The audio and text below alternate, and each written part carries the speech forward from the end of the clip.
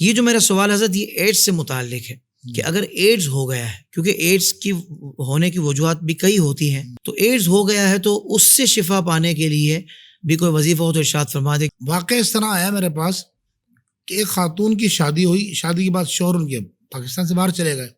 اچھا، اب وہ بیمار ہونا شروع ہو گئی، وہ بیمار ہونا شروع ہوئی اور دھیرے دھیرے سوکھتی چلی گئی۔ اللہ، ان کے مختلف ٹیسٹ ہوئے، سمجھ نہیں آیا، دوائی تحفظات بھی لیے، دعائیں بھی کرائیں، یہ بھی ہوا وہ بھی ہوا، لیکن فرق نہیں آیا۔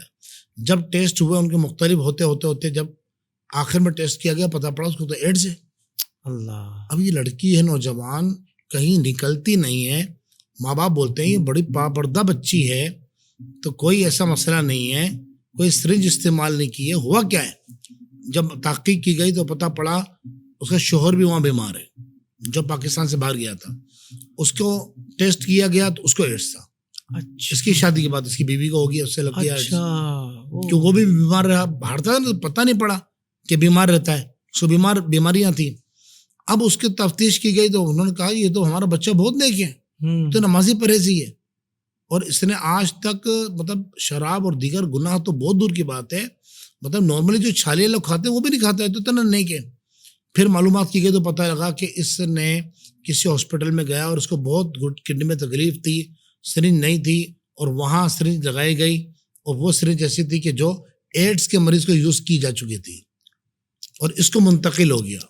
اب یہ کیس میرے پاس آیا، یہ پوری میں نے آپ کو کہانی اس لیے سنائی ہے حضرت کہ تاکہ ناظرین بھی ہمارے دیکھیں، ان کو سمجھ میں آئے کہ آپ ہر ایک سے بدگمانی نہیں کر لیں۔ بہت خوب مفتی صاحب، بہت خوب، ٹھیک ہے نا، اللہ آپ کو جزا دے۔ آمین قبلہ۔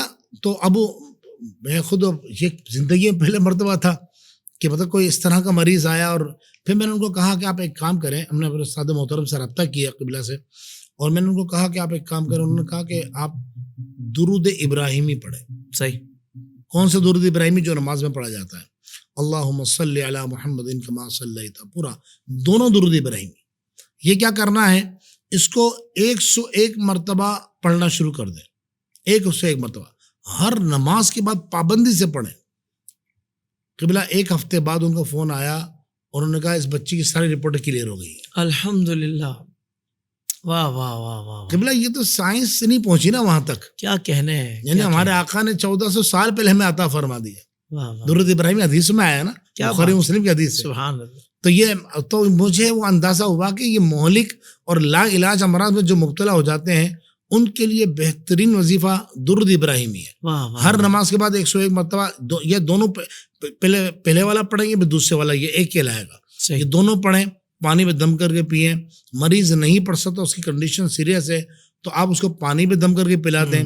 پانی بھی نہیں پلا سکتے، ہاسپٹل میں ایڈمٹ ہے، تو جا کر دم کر دیں ہر نماز کے بعد، واہ واہ، اللہ نے چاہے انشاءاللہ شفا ملنا شروع ہو جائے گی۔ سبحان اللہ، سبحان اللہ۔ اس طرح کے اور بھی روحانی وظائف حاصل کرنے کے لیے ابھی ہمارا یوٹیوب چینل IDS روحانی علاج وزٹ کیجئے، سبسکرائب کیجئے اور نوٹیفیکیشن بیل آئیکن کو پریس کیجئے۔